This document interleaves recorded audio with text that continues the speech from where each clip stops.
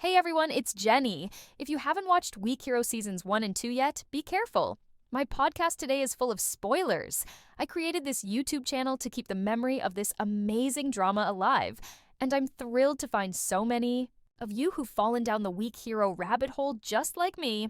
Your thoughtful comments make creating these podcasts even more enjoyable.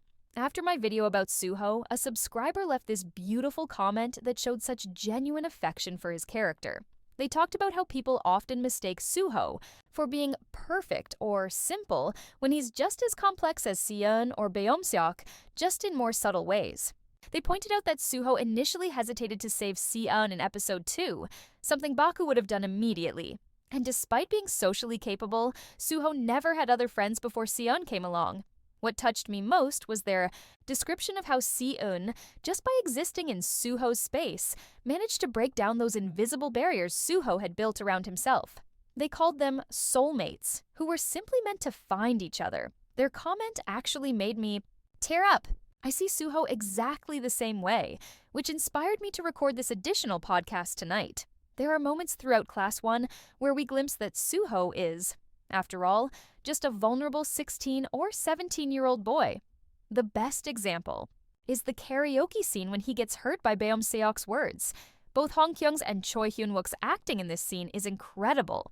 When Suho confronts Beomseok with, "I postponed my part-time job to help you. Why are you acting like this?" And Beomseok retorts, "Are you trying to get credit? Should I pay you for your part-time job?"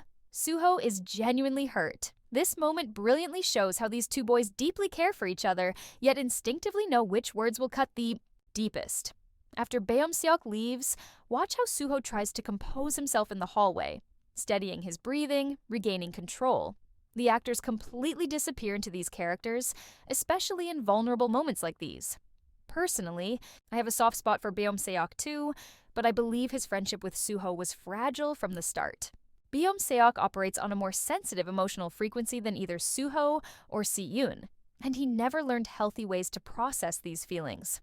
Suho has this fascinating defense mechanism where he acts increasingly casual and unbothered. When he's actually struggling, the more pain he feels, the more he presents himself as this cool, carefree big brother figure. He's not equipped for those heart-to-heart conversations that might address Beomseok's needs. Unlike Si-eun, who eventually sees through Beomseok's behaviors to his desperate need for connection, Suho can't quite access that emotional awareness. Despite working to support himself and having no academic aspirations, Suho maintains his social standing. He commands respect within the school hierarchy that neither Si-eun nor Beomseok can achieve. But I've always believed that Suho had his eye on Si-eun long before they actually connected. The direction and camera work subtly show Suho watching Si-eun from the back row, aware of Yongbin's harassment tactics. That recently released Deleted scene where Suho steps in when Yongbin corners Seon in the bathroom confirms this theory. I love that first cafeteria scene where Suho questions why Seon always wears earphones. The awkward chemistry between them is perfect, Suho finally getting close to someone he's been curious about, and Seon navigating unfamiliar social territory. Honestly, I expected Suho to die in the final episode. That seemed like the direction. The story was heading, leaving both Si-eun and Beomseok with tremendous trauma to process in future seasons. If Season 3 happens, I wonder if we'll see Suho again. Since Choi Hyun-wook isn't old enough for military service yet, there's definitely a possibility I'll be back with more analysis soon. Thanks for listening to my podcast.